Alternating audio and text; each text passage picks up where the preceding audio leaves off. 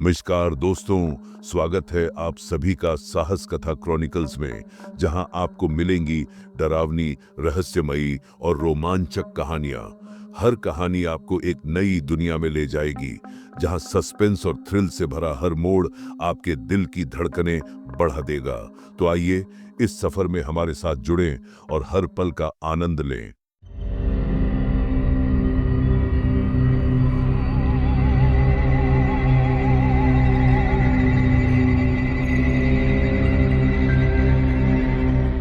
कहानी की शुरुआत एक ठंडी और अंधेरी रात से होती है। घने बादल आसमान को पूरी तरह ढके हुए थे और बूंदाबांदी का सिलसिला जैसे रुकने का नाम नहीं ले रहा था। सड़कें वीरान थीं और हल्की हल्की बारिश की बूंदें जैसे नायरा के चेहरे पर ठंडक और बेचैनी एक साथ बिखेर रही थीं। नायरा, जो एक प्राइवेट क्लिनिक में नर्स थी, हर दिन की तरह उस रात भी अपनी स्कूटी पर घर लौट रही थी। उसका रास्ता एक सुनसान और घने जंगल के बीच से होकर गुजरता था। हवा में एक अजीब सी ठंडक थी जो हड्डियों तक महसूस हो रही थी। पेड़ों के बीच से आती अजीब आवाजें और हर तरफ पसरा हुआ गहरा सन्नाटा जैसे उसके डर को और गहराई दे रहा था।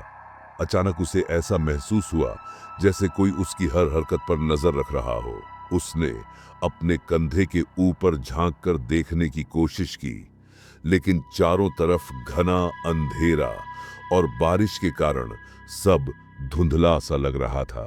नायरा का दिल तेजी से धड़कने लगा। उसने अपने डर को दबाने की कोशिश की और स्कूटी की गति बढ़ा दी, लेकिन तभी उसे अपनी आंखों के कोने से कुछ हलचल सी महसूस हुई।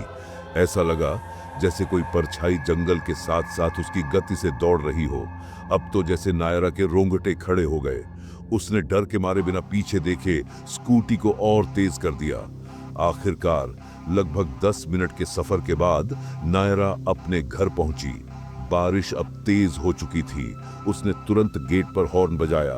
उसकी धड़कनें इतनी तेज थीं कि उसे खुद के दिल की धड़कनें सुनाई दे रही थीं। कुछ पल के इंतजार के बाद गेट के पास से चप्पलों की आवाज सुनाई दी। उसकी सहायिका मीरा, जो रात में घर की देखभाल करती थी, धीरे धीरे दरवाजा खोलने आई। मीरा ने नायरा की ओर देखा और पूछा, सब ठीक तो है दीदी? आप कुछ घबराई हुई लग रही हैं। नायरा ने जबरन मुस्कुराने की कोशिश की और कहा, कुछ नहीं मीरा, बस रास्ता थोड़ा डरावना लग रहा था। अंदर चलो, जल्दी दरवाजा बंद कर दो। जैसे ही मीरा ने दरवाजा बंद किया, नायरा ने पीछे मुड़कर झांकने की कोशिश की। बाहर अंधेरा था, लेकिन उसे ऐसा लगा जैसे गेट के पार कोई खड़ा होकर उसे देख रहा हो। नायरा ने एक थकी हुई मुस्कान के साथ अंदर कदम रखा। खाने की मेज पर दोनों ने साथ खाना खाया। मीरा ने नायरा के लिए उसकी पसंदीदा डिश बनाई थी, लेकिन मीरा का फोन बार बार बज रहा था। नायरा, मीरा, किसका फोन है? मीरा, कुछ खास नहीं मैडम, एक जान पहचान वाला है। रात में नायरा अपने कमरे में सोने गई। अचानक खिड़की से किसी के खुरदरे हाथों की खटखटाने की आवाज आई। उसने खिड़की की ओर देखा, लेकिन बाहर कुछ नहीं था। उसने खिड़की बंद की और बत्ती बुझाकर सोने की कोशिश की। अगली सुबह नायरा ने मीरा को साए के बारे में बताया, लेकिन उसने इसे मात्र वहम बताया। नायरा ने इसे नजरअंदाज करने की कोशिश की और अपने काम के लिए निकल पड़ी। शाम को लौटते वक्त नायरा की स्कूटी का टायर पंक्चर हो गया। वह पैदल ही घर की ओर चल पड़ी। तभी उसे फिर वही काला साया दिखा। इस बार वह और भी पास था। नायरा ने हिम्मत जुटाई और धीरे धीरे पीछे मुड़ी, लेकिन साया गायब हो चुका था। घर पहुंचकर उसने मीरा को पूरी बात बताई। मीरा भी थोड़ा परेशान हो गई। उन्होंने तय किया कि अगले दिन इस बारे में पड़ोसी अर्जुन को बताया जाए। अर्जुन, जो एक पूर्व पुलिस अधिकारी था, ने उनकी बात को गंभीरता से लिया और सुझाव दिया कि वे घर के आसपास कैमरे लगाए। अगली रात नायरा ने खिड़की के पास कैमरा सेट किया। आधी रात को फिर वही खटखटाने की आवाज आई। इस बार नायरा ने कैमरे में सब कुछ रिकॉर्ड कर लिया। अगली सुबह जब उन्होंने वीडियो देखा तो उसमें एक आदमी का चेहरा साफ दिखाई दिया। अर्जुन ने वीडियो को अपने पुराने पुलिस संपर्कों को भेजा। जल्द ही पता चला कि वह आदमी मीरा का बॉयफ्रेंड था और दोनों ने मिलकर नायरा को डराने और घर खाली कराने की साजिश रची थी। पुलिस ने मीरा और उसके साथी को गिरफ्तार कर लिया। नायरा ने राहत की सांस ली, लेकिन इस घटना के बाद भी नायरा को घर में कुछ अजीब महसूस हो रहा था। वह जब भी घर के अकेले कोनों में जाती, उसे ऐसा लगता जैसे कोई उसकी निगरानी कर रहा हो। अर्जुन ने उसे समझाया कि यह उसका भ्रम हो सकता है, लेकिन नायरा ने ठान लिया कि वह सच का पता लगाएगी। अर्जुन ने अपनी जांच शुरू की और पाया कि नायरा का यह घर पहले भी विवादों में रहा है। घर के पिछले मालिक के बेटे ने यहां आत्महत्या की थी। वह बेटा रोहन अपनी मां के इलाज के लिए परेशान रहता था और आर्थिक तंगी में था।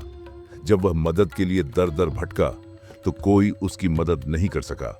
नायरा ने महसूस किया कि शायद रोहन की आत्मा अब भी घर में भटक रही है। उसने इस विषय में गहराई से पड़ताल शुरू की।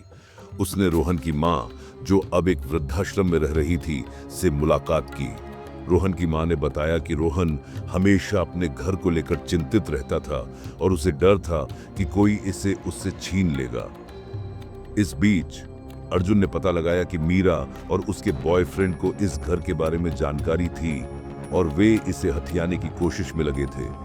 उन्होंने घर की पुरानी संपत्ति के कागजात में हेरफेर करने की भी कोशिश की थी। नायरा को यह जानकर गुस्सा आया और उसने ठान लिया कि अब वह इस घर को सुरक्षित रखेगी। एक रात जब नायरा घर में अकेली थी तो उसे फिर वही खटखटाने की आवाज सुनाई दी। इस बार वह डरी नहीं, बल्कि हिम्मत जुटाकर खिड़की के पास गई। उसने देखा कि एक धुंधली सी परछाई उसके सामने खड़ी थी। उसने पूछा, तुम कौन हो और मुझसे क्या चाहते हो? परछाई ने कोई जवाब नहीं दिया, लेकिन उसने खिड़की के पास रखे रोहन के पुराने गहनों के डिब्बे की ओर इशारा किया। नायरा ने डिब्बा खोला तो उसमें रोहन की लिखी एक डायरी मिली। उस डायरी में रोहन ने अपनी मां के लिए संदेश छोड़ा था और लिखा था कि वह अपने घर को हमेशा सुरक्षित रखना चाहता है। नायरा ने अगले दिन अर्जुन की मदद से रोहन की मां को यह डायरी दी। रोहन की मां ने इसे पढ़कर आंसू बहाए और कहा, मेरा बेटा कभी गलत नहीं था, वह बस अपने परिवार और घर के लिए जी रहा था। डायरी मिलने के बाद घर में सब कुछ सामान्य हो गया, लेकिन इस राहत के बावजूद नायरा के मन में एक अनजाना डर बना हुआ था। उसने अर्जुन से कहा, मैं जानना चाहती हूं कि इस घर के बारे में और क्या क्या छिपा है। अर्जुन ने गहरी छानबीन शुरू की और पाया कि घर के तहखाने में एक गुप्त कक्ष है। उस कक्ष को लंबे समय से किसी ने नहीं खोला था। अर्जुन और नायरा ने मिलकर उस कक्ष को खोलने का फैसला किया। जब उन्होंने कक्ष खोला तो उसमें पुराने जमाने की कई तस्वीरें, कागजात और एक संदूक मिला। संदूक में सोने चांदी के गहने और कुछ पुराने दस्तावेज थे। उन दस्तावेजों से पता चला कि रोहन का परिवार बहुत अमीर था, लेकिन समय के साथ उनकी संपत्ति धीरे धीरे खत्म हो गई। दस्तावेजों में यह भी लिखा था कि इस घर को बचाने के लिए रोहन ने कई बार स्थानीय दबंगों से लड़ाई की थी। इस बीच नायरा को महसूस हुआ कि रोहन की आत्मा उन्हें इस गुप्त कक्ष तक लाना चाहती थी ताकि उसका सच सबके सामने आ सके। नायरा ने रोहन के परिवार की बची हुई संपत्ति उसकी मां को लौटा दी। इस घटना के बाद नायरा को घर में कोई अजीब घटना महसूस नहीं हुई। उसने महसूस किया कि रोहन की आत्मा अब शांति में है। अर्जुन ने भी नायरा का साथ छोड़ने से मना कर दिया और उसे भरोसा दिलाया कि वह हमेशा उसकी मदद के लिए रहेगा। नायरा ने इस घटना को अपनी जिंदगी का नया मोड़ माना और तय किया कि वह अब अपनी जिंदगी में डर को जगह नहीं देगी। इस घर ने उसे एक नई पहचान दी थी और एक नई शुरुआत का मौका भी। तो दोस्तों, ये थी आज की कहानी। आपको यह कहानी कैसी लगी नीचे कमेंट में हमें जरूर बताएं। आपकी राय हमारे लिए बेहद महत्वपूर्ण है। अगर आपके पास कोई सुझाव हो या आप कुछ और देखना चाहें तो हमें कमेंट में लिखकर जरूर बताएं। हम आपकी बातों को ध्यान में रखते हुए और भी बेहतर कहानियां लेकर आएंगे। और अगर आपके पास भी कोई डरावनी या रोमांचक कहानी है जिसे आप हमारे साथ साझा करना चाहते हैं, तो आप हमें भेज सकते हैं।